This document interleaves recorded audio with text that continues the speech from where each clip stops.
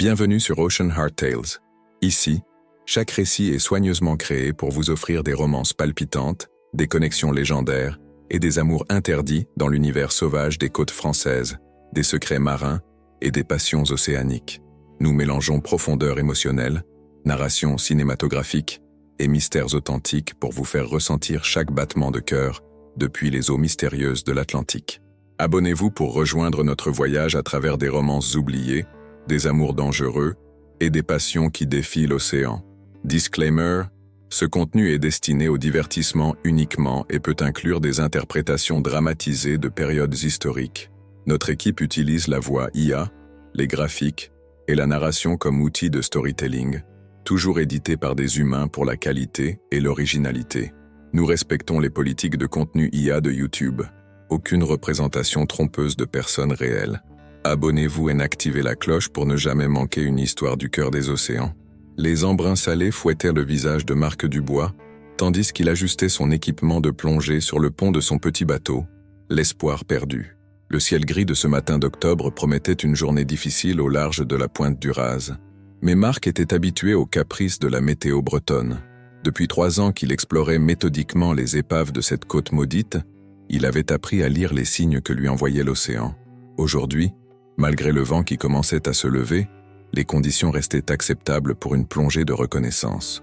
Encore une épave oubliée par les archives, marmonna-t-il en consultant sa carte marine annotée de sa propre main. Les récifs de cette zone avaient englouti tant de navires au fil des siècles que même les pêcheurs locaux avaient perdu le compte. Marc fixa son regard sur les eaux sombres qui dissimulaient les vestiges d'un cargo qui s'était échoué pendant la dernière tempête hivernale. Les autorités maritimes avaient classé l'affaire, considérant que la cargaison de marchandises générale ne présentait aucun danger environnemental. Mais pour Marc, chaque épave racontait une histoire, et il se sentait obligé de la découvrir. Son cottage isolé sur les hauteurs de la falaise lui rappelait chaque matin pourquoi il avait choisi cette vie solitaire. Amélie aurait adoré ces levées de soleil doré sur l'océan, elle qui photographiait avec passion les tempêtes bretonnes depuis leur terrasse. 3 ans maintenant qu'elle reposait au fond de ces mêmes eaux, victime d'un accident de plongée que Marc n'avait pas su empêcher. Il avait été là, à quelques mètres seulement, quand son détendeur avait défailli. Le temps qu'il la rejoigne, qu'il lui donne son propre respirateur, il était déjà trop tard. L'embolie gazeuse l'avait emporté avant même qu'il n'atteigne la surface. Depuis ce jour maudit, Marc s'était consacré entièrement à l'exploration des épaves, comme si en documentant chaque tragédie maritime, il pouvait donner un sens à la sienne. Ses anciens collègues de l'Institut océanographique de Brest pensaient qu'il avait perdu la raison, abandonnant une carrière prometteuse pour devenir une sorte d'ermite des fonds marins. Mais Marc savait que c'était sa façon de rester proche d'Amélie, de continuer à chercher dans ces cimetières sous-marins les réponses que la vie lui avait refusées. Il vérifia une dernière fois son détendeur, ajusta sa combinaison néoprène et bascula par-dessus bord. L'eau glacée de l'Atlantique le saisit immédiatement, mais son corps s'adapta rapidement à la température. 30 mètres plus bas, la coque du cargo Marianne III reposait sur le flanc contre un amas rocheux, ses superstructures déjà colonisées par les algues marines.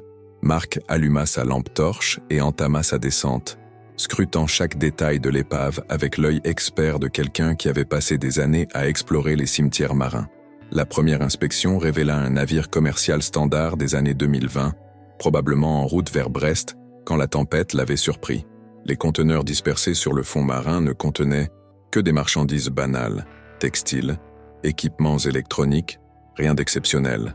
Marc photographia méthodiquement chaque section, documentant l'épave pour ses archives personnelles. Il remarqua plusieurs détails troublants, des marques de chalumeau sur certaines cloisons, comme si quelqu'un avait tenté de forcer l'accès à des compartiments spécifiques. Les écoutilles semblaient avoir été sabotées de l'intérieur, ce qui était inhabituel pour un naufrage causé par une tempête. Il s'apprêtait à remonter quand un reflet inhabituel attira son attention près de la poupe du navire. En s'approchant, Marc distingua une ouverture dans la coque, probablement causée par l'impact contre les rochers. Sa lampe révéla l'intérieur d'une cale que l'eau n'avait pas encore complètement envahie, formant une poche d'air comprimé.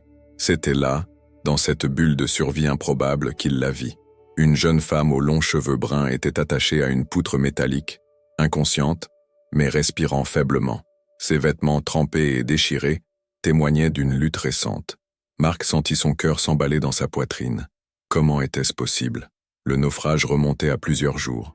Aucun être humain ne pouvait survivre si longtemps dans ces conditions.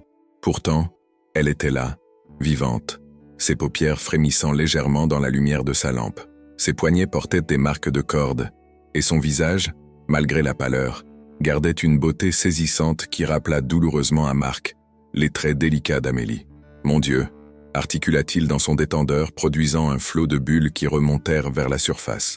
Sans hésiter, Marc sortit son couteau de plongée et commença à couper les cordes qui entravaient à la jeune femme. Ses gestes étaient précis malgré l'urgence qui l'animait. Il fallait faire vite, son autonomie en air se réduisait et les conditions météorologiques en surface risquèrent de se dégrader rapidement. Chaque seconde comptait, et Marc retrouvait cette adrénaline familière des sauvetages d'urgence qu'il avait tant pratiqué avec les gardes-côtes avant de devenir explorateur solitaire. La femme ouvrit soudain les yeux, révélant un regard vert émeraude empli de terreur. Elle se débattit instinctivement avant de réaliser qu'il tentait de la libérer. Marc lui fit signe de rester calme, tout en continuant à trancher les liens. Quand elle fut enfin libre, il lui tendit son détendeur de secours et lui montra comment respirer. Elle sembla comprendre immédiatement, témoignant d'une certaine expérience de la plongée. Ses gestes étaient fluides, presque professionnels, ce qui intrigua Marc davantage. Comment une femme visiblement éduquée s'était-elle retrouvée ligotée dans cette épave? L'ascension vers la surface fut délicate. Marc devait contrôler leur vitesse de remontée, tout en soutenant la jeune femme qui luttait contre l'épuisement. Les paliers de décompression lui parurent interminables, mais il respecta scrupuleusement les procédures de sécurité. Une embolie gazeuse aurait été fatale pour eux deux, et Marc ne pouvait supporter l'idée de perdre une autre vie dans ces eaux maudites. Enfin, ils crevèrent la surface dans une explosion d'écume et de gouttelettes salées. Le vent avait forci et les premières gouttes de pluie commençaient à tomber. « Ça va aller, vous êtes en sécurité maintenant », halta Marc en maintenant la jeune femme à flot. Les vagues commençaient à grossir et il distinguait au loin les premiers signes d'un grain qui approchait. Il nagea vigoureusement vers son bateau, hissant d'abord la rescapée à bord avant de se hisser lui-même sur le pont. Elle était consciente mais grelottante, ses lèvres bleues par le froid et le choc. Marc remarqua qu'elle portait une montre de luxe étanche et que ses ongles, bien qu'abîmés, avaient été récemment manucurés. Ces détails ne correspondaient pas au profil d'une victime ordinaire. Marc l'enveloppa immédiatement dans une couverture de survie et mit le moteur en route. « Comment vous appelez-vous? Que s'est-il passé là-bas » demanda-t-il tout en manœuvrant pour quitter la zone dangereuse. Mais la jeune femme ne répondait pas, fixant l'horizon d'un regard vide comme si elle était encore prisonnière d'un cauchemar. Ses mains tremblaient violemment et elle serrait la couverture contre elle comme un bouclier. Marc nota qu'elle scrutait constamment les environs, comme si elle craignait d'être suivie. « Je suis Marc Dubois, je vais vous emmener à l'hôpital », dit-il d'une voix rassurante. Cette fois, elle tourna la tête vers lui et articula faiblement « Non, pas l'hôpital, s'il vous plaît ». Sa voix était éraillée par l'eau salée et l'épuisement, mais on y percevait une peur profonde qui intrigua Marc. Pourquoi refusait-elle les soins médicaux? Que lui était-il arrivé dans cette épave? Et surtout, pourquoi cette terreur dans ses yeux quand il mentionnait les autorités? Le trajet de retour vers le petit port de Douarnenez se déroula en silence, ponctué seulement par le ronronnement du moteur et le clapotis des vagues contre la coque. Marc jetait régulièrement des coups d'œil vers sa passagère mystérieuse, notant les détails qui ne collaient pas avec l'image d'une victime ordinaire. Ses vêtements, malgré leur état, étaient de Marc. Elle portait des boucles d'oreilles en or qui avaient survécu à l'épreuve. Cette femme appartenait visiblement à un milieu aisé, ce qui rendait sa présence dans cette épave encore plus énigmatique. Arrivé au port, Marc amarra son bateau avec des gestes automatiques, son esprit entièrement focalisé sur cette découverte extraordinaire. La pluie tombait maintenant à verse, transformant les quais déserts en un décor lugubre. Comment expliquer la présence de cette femme dans l'épave? Qui l'avait attachée et pourquoi? Et surtout, pourquoi ressentait-il ce mélange troublant de protection et de méfiance à son égard? Pour la première fois depuis la mort d'Amélie, Marc se trouvait face à quelqu'un qui avait besoin de lui, quelqu'un qu'il avait réussi à sauver. Cette pensée réveillait en lui des émotions qu'il croyait enterrées à jamais avec sa femme, dans ce même océan qui venait de lui offrir cette seconde chance inespérée, de racheter ses erreurs passées et de prouver qu'il pouvait encore être celui qui sauve, plutôt que celui qui échoue. Le cottage de Marc se dressait comme un phare solitaire au sommet de la falaise, ses murs de pierre grise battus par les vents depuis plus d'un siècle. La tempête qui s'était levée dans l'après-midi martelait les volets de bois avec une violence inouïe, faisant vibrer les vitres épaisses que Marc avait fait installer après la mort d'Amélie. C'était dans cette maison qu'ils avaient projeté de vieillir ensemble, face à cet océan qui fascinait tant sa femme. Aujourd'hui, elle abritait une inconnue dont la présence troublait profondément l'équilibre précaire que Marc avait mis 3 ans à construire. La jeune femme dormait depuis plusieurs heures dans la chambre d'amis, épuisée par son épreuve. Marc l'avait observée attentivement pendant qu'elle récupérait ses forces, notant chaque détail qui pourrait l'éclairer sur son identité. Ses cheveux, une fois secs, révélaient des reflets auburn naturels et une coupe manifestement professionnelle. Ses mains, malgré les marques de cordes et les écorchures, portèrent les stigmates d'une vie confortable. Peau soignée, ongles jadis impeccables, absence de cale due au travail manuel. Cette femme n'était pas une ouvrière, encore moins une marginale. Elle appartenait à un monde que Marc connaissait bien, celui des classes privilégiées qu'il avait côtoyées durant ses années d'université. Où suis-je ? La voix faible mais mélodieuse le fit sursauter. Elle se tenait dans l'embrasure de la porte du salon, enveloppée dans l'un des peignoirs d'Amélie que Marc n'avait jamais eu le courage de donner.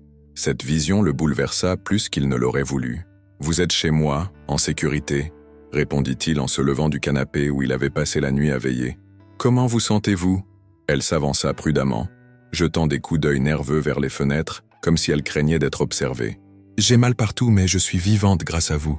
Je m'appelle… » Elle hésita, son regard fuyant celui de Marc. « Élise Moreau. » Marc étudia son expression, notant cette imperceptible pause avant qu'elle ne décline son identité.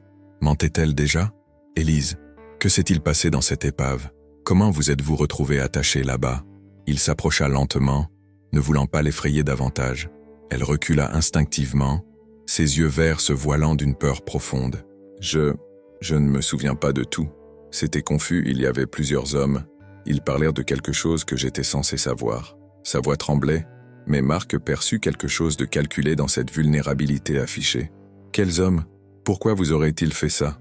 Élise se dirigea vers la grande baie vitrée qui dominait l'océan, observant les vagues qui se fracassaient contre les rochers 30 mètres plus bas. Je travaillais pour une société d'import-export à Brest. Peut-être que j'ai vu des choses que je n'aurais pas dû voir. Elle se tourna vers lui, et Marc fut frappé par l'intensité de son regard. Vous me croyez ? N'êtes-vous pas ? Vous ne me livrerez pas à la police ?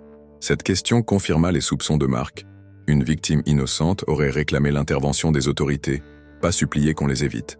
Pourquoi avoir peur de la police si vous êtes innocente ? Demanda Marc directement. Élise détourna les yeux, ses mains se crispant sur la ceinture du peignoir. Parce qu'ils ne me croiront pas, ces hommes. Ils ont des relations, de l'influence.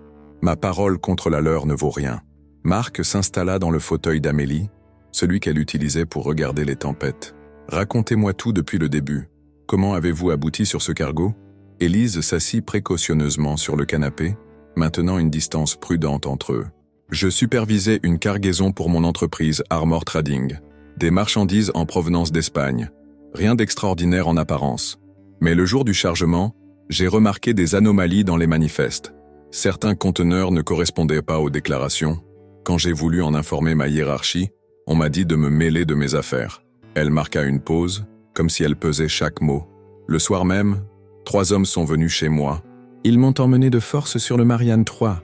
Ils voulaient savoir ce que j'avais découvert exactement et à qui j'en avais parlé.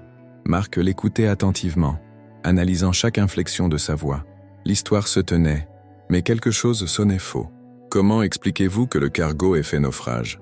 Et comment avez-vous survécu dans cette poche d'air pendant plusieurs jours ? Élise frissonna, serrant ses bras contre elle. Il y a eu une dispute entre eux. L'un voulait me tuer immédiatement, l'autre pensait que j'étais plus utile vivante. Pendant qu'ils se battaient, une énorme vague a frappé le navire. J'étais déjà attaché dans la cale quand nous avons heurté les récifs.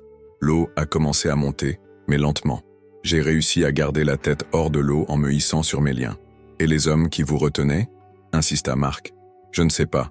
Quand je me suis réveillé après le choc, j'étais seul. Ils ont dû être emportés par l'eau ou s'échapper avec un canot de sauvetage.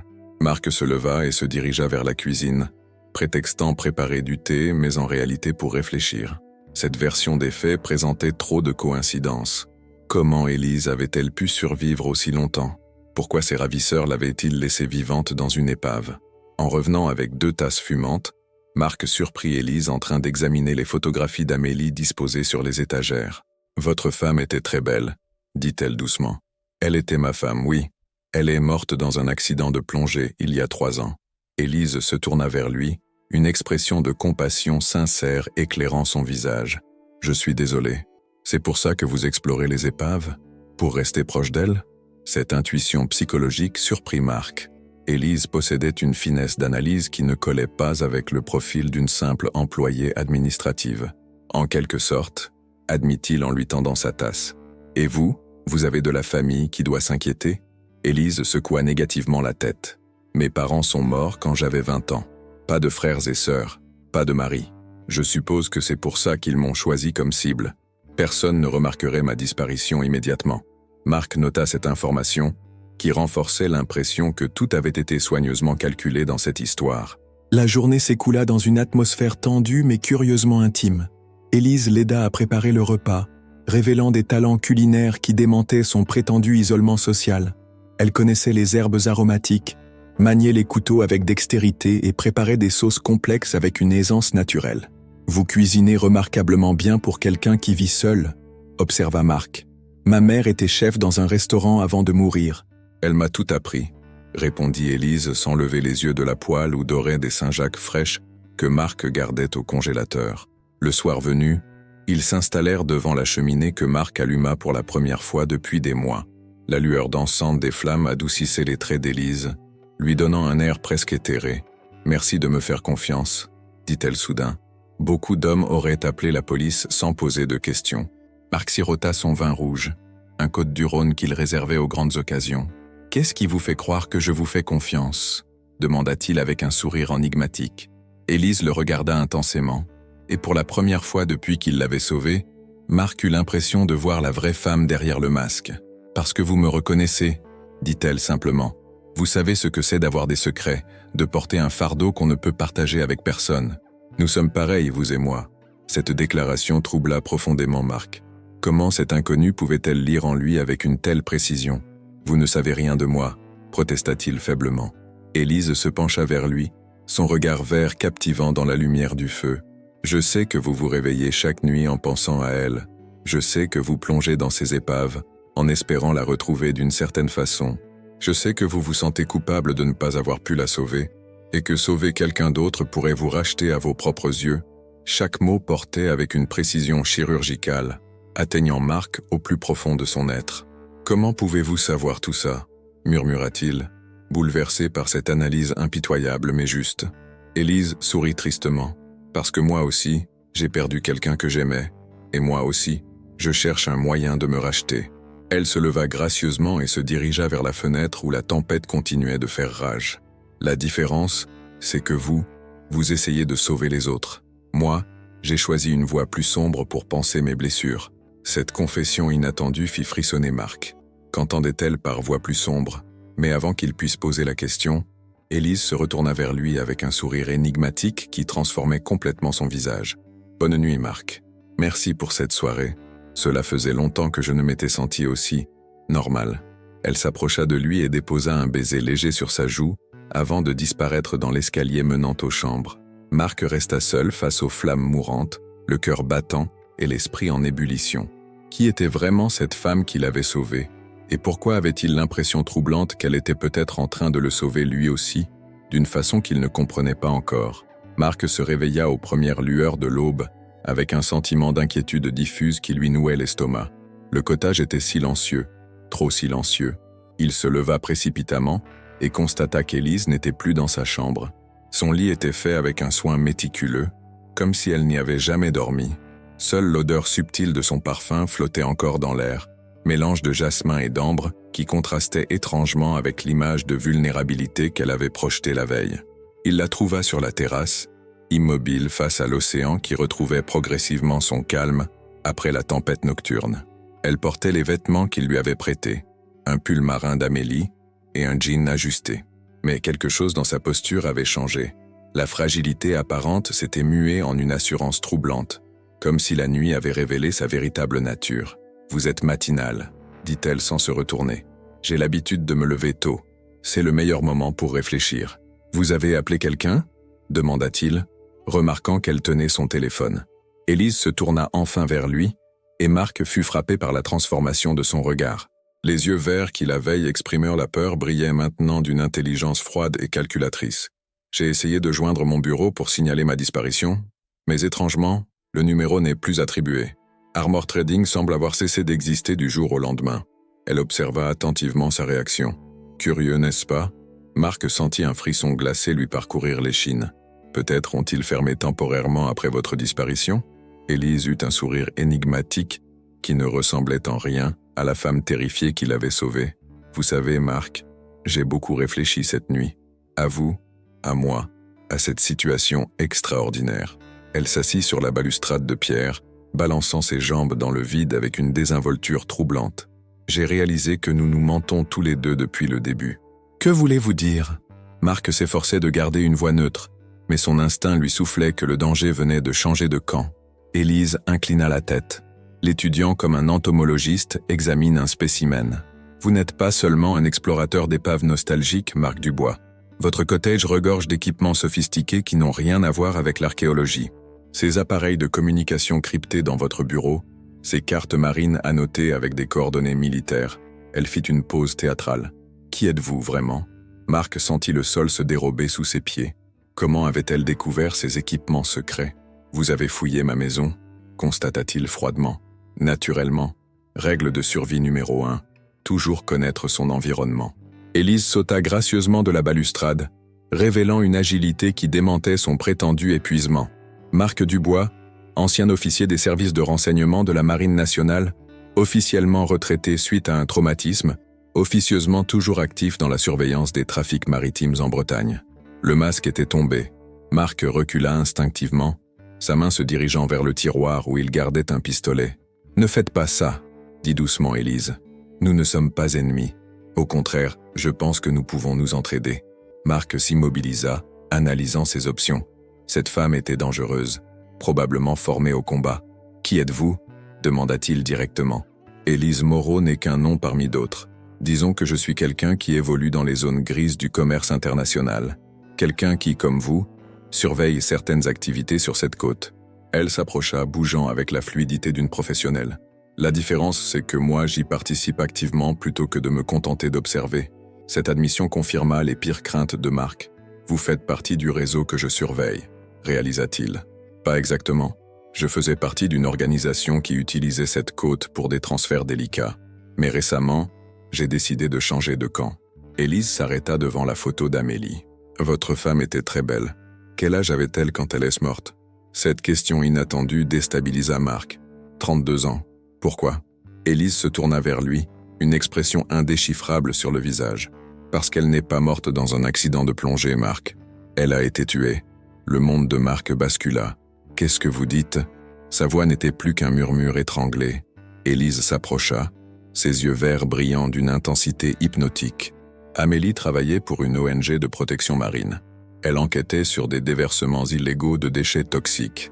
Elle était sur le point de dénoncer un réseau international quand elle est morte. Son équipement n'a pas défailli par hasard. Chaque mot frappait Marc comme un coup de massue. Comment pouvez-vous savoir tout ça? Parce que l'organisation pour laquelle je travaillais était responsable de ces déversements. Et parce que j'étais présente le jour où ils ont décidé de l'éliminer. Élise avait prononcé ces mots avec une froideur clinique qui glaça Marc. Vous l'avez tué? Sa main se referma sur le manche d'un couteau qui traînait sur la console. Non, mais je n'ai rien fait pour l'empêcher. J'étais jeune, ambitieuse et complètement aveuglée par l'argent. Pourquoi me dire tout ça maintenant? Marc luttait pour garder le contrôle, partagé entre l'envie de la tuer et le besoin d'en savoir plus. Parce que j'ai passé 3 ans à vivre avec cette culpabilité. Quand j'ai découvert qui vous étiez, j'ai réalisé que le destin nous offrait une chance de réparer le mal que nous avons fait. Élise s'assit, soudain plus fragile. L'organisation qui a tué votre femme continue ses activités. C'est un réseau que vous ne pourrez jamais démanteler seul. Marc s'effondra dans le fauteuil d'Amélie, submergé par cette révélation. Pourquoi devrais-je vous faire confiance? Élise se dirigea vers un sac dissimulé derrière le canapé. Elle en sortit un dossier épais qu'elle posa devant lui. Parce que j'ai toutes les preuves. Nom, date, compte bancaire, méthode. Tout ce qu'il faut pour les détruire. Marc ouvrit le dossier d'une main tremblante. Les premières pages contenaient des photos de navires qu'il avait surveillés, des relevés de communication, des analyses chimiques. Tout était là, méticuleux, accablant. Comment avez-vous obtenu tout ça? Élise sourit tristement. En participant à leurs opérations pendant 3 ans, en collectant chaque preuve de leur crime, en attendant le moment opportun pour frapper. Ce moment, c'est maintenant, avec votre aide. Mon aide? Marc referma brutalement le dossier. Vous voulez que j'aide la femme qui a participé au meurtre de ma femme? Élise soutint son regard. Je veux que vous aidiez l'homme qui peut enfin venger Amélie et empêcher que d'autres innocents meurent. Mes informations et vos contacts officiels. Marc se leva, faisant les 100 pas. Cette proposition était monstrueuse, mais aussi tentante. Et qu'est-ce qui m'assure que ce n'est pas un piège? Élise se dirigea vers la baie vitrée. Parce qu'ils me recherchent aussi maintenant. Hier dans l'épave, c'étaient bien mes anciens associés qui m'avaient attaché, pas pour me faire parler, mais pour me faire disparaître. J'ai découvert qu'ils préparaient une opération majeure, quelque chose qui pourrait contaminer toute la côte atlantique. Marc s'arrêta de marcher. L'histoire d'hier était donc vraie? Élise eut un sourire ironique, partiellement. La vérité est souvent plus complexe que les mensonges. Elle se retourna vers lui, et Marc vit dans ses yeux une détermination féroce. Alors, Marc Dubois, êtes-vous prêt à découvrir qui a vraiment tué votre femme et à faire en sorte que justice soit rendue? L'heure du choix avait sonné. Le silence qui suivit la proposition d'Élise sembla s'étirer une éternité. Marc fixait le dossier posé devant lui, ses mains tremblantes effleurant la couverture qui contenait peut-être enfin les réponses qu'il cherchait depuis 3 ans. La photo d'Amélie le regardait depuis l'étagère, son sourire radieux contrastant cruellement avec la vérité atroce qu'il venait de découvrir. « Donnez-moi 1 heure », dit-il finalement d'une voix rauque. 1 heure pour assimiler tout ça. Élise acquiesça et disparut dans la cuisine, lui laissant l'espace nécessaire. Marc ouvrit le dossier avec l'appréhension d'un homme sur le point de découvrir sa propre condamnation. Les premières pages détaillaient les activités d'une organisation baptisée Neptune's Shield, spécialisée dans l'élimination de déchets industriels dangereux. Au lieu de les traiter légalement, il les déversait en haute mer. Les profits étaient colossaux grâce à la complicité de fonctionnaires corrompus. Amélie était tombée sur leurs traces en analysant la mortalité anormale des dauphins au large de la Bretagne. Les pages suivantes contenaient des transcriptions de conversations, et Marc reconnut avec horreur des noms qu'il connaissait. Le commandant Rousseau de la police maritime, le directeur des affaires portuaires de Brest, même un député européen. Le réseau infiltrait tous les niveaux de l'administration. Comment avait-il pu passer à côté pendant ses années de service? Sa spécialisation dans les trafics d'armes l'avait aveuglé sur d'autres formes de criminalité. Puis il tomba sur les documents qui lui glacèrent le sang. Des photos d'Amélie prises à son insu, des relevés de ses communications, un planning de ses habitudes. Sa femme était surveillée depuis des semaines. Le rapport final, daté de la veille de l'accident, était signé EM. Cible neutralisée demain lors de sa plongée. Défaillance technique programmée du détendeur. 14h30. Zone Récif Sud. Les initiales correspondaient à Élise Moreau. Marc sentit ses mains se crisper. Cette femme qu'il avait sauvée avait directement participé à l'assassinat de sa femme. L'envie de vengeance était si forte qu'il dut fermer les yeux pour ne pas se précipiter dans la cuisine. Mais une partie de son cerveau analysait froidement la situation. Élise avait raison. Seul, il ne pourrait jamais démanteler cette organisation. Vous avez pris votre décision? La voix d'Élise le fit sursauter. Elle tenait 2 tasses de café fumant. Marc referma le dossier et la regarda droit dans les yeux. J'accepte, mais à une condition. Laquelle? Quand tout sera terminé, vous vous livrerez aux autorités pour répondre du meurtre d'Amélie. Élise ne s'y pas. D'accord. Je n'ai jamais eu l'intention de fuir mes responsabilités éternellement. Marc se dirigea vers son bureau sécurisé et sortit un téléphone satellitaire. J'appelle mes contacts à Paris. Si ce que vous dites sur leur prochaine opération est vrai, nous devons agir vite. Élise approcha une chaise. Ils prévoient de déverser 50 tonnes de déchets radioactifs récupérés dans des hôpitaux allemands. Lieu, une fosse marine à 200 km au large. Date, dans 48 heures. 50 tonnes de déchets radioactifs? Marc interrompit sa numérotation, horrifié. L'impact serait catastrophique. Les courants disperseraient la contamination sur toute la côte atlantique. Élise acquiesça. C'est pour ça que j'ai décidé de les trahir. L'argent ne vaut pas la destruction de l'écosystème marin européen. Marc contacta rapidement le colonel Mercier, son ancien supérieur. La conversation fut brève mais intense.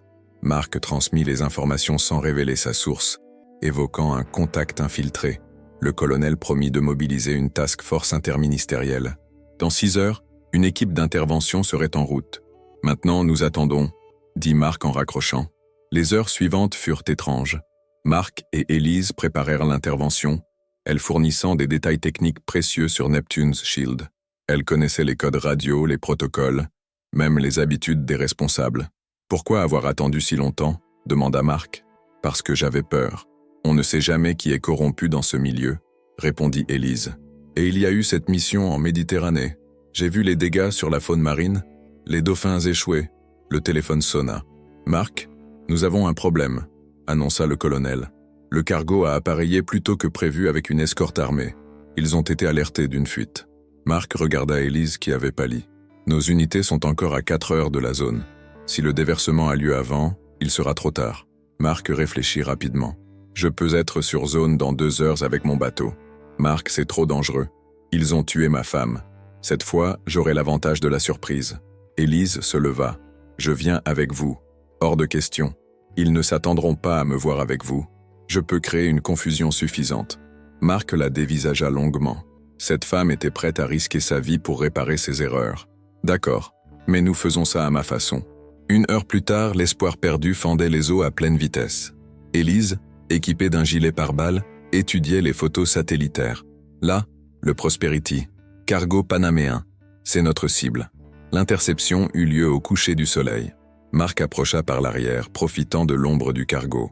Elise grimpa la première, utilisant une échelle de corde. Ses anciens complices la reconnurent trop tard. L'affrontement dans la salle des machines fut bref mais violent. Mark se battait avec la rage de 3 années de deuil, Elise avec la détermination de la rédemption. Quand les forces d'intervention arrivèrent, ils avaient pris le contrôle et empêché le déversement. Les déchets furent sécurisés, les membres de Neptune's Shield arrêtés. 6 mois plus tard, Mark se tenait dans la salle d'audience du tribunal de Brest, regardant Elise recevoir sa sentence. 15 ans réduits à 10 avec possibilité de libération conditionnelle grâce à sa collaboration. Leurs regards se croisèrent une dernière fois. Dans ses yeux verts, Mark ne vit plus la criminelle, mais une femme qui avait payé le prix de ses erreurs. Le soir même, Mark retourna sur la falaise où tout avait commencé. Il tenait l'urne contenant les cendres d'Amélie, qu'il avait enfin le courage de disperser. Justice avait été rendue, les responsables étaient derrière les barreaux. « Au revoir, mon amour », murmura-t-il en libérant les cendres dans le vent marin. Pour la première fois depuis 3 ans, Mark Dubois se sentait enfin en paix, prêt à commencer une nouvelle vie sans le poids de la culpabilité et de la vengeance.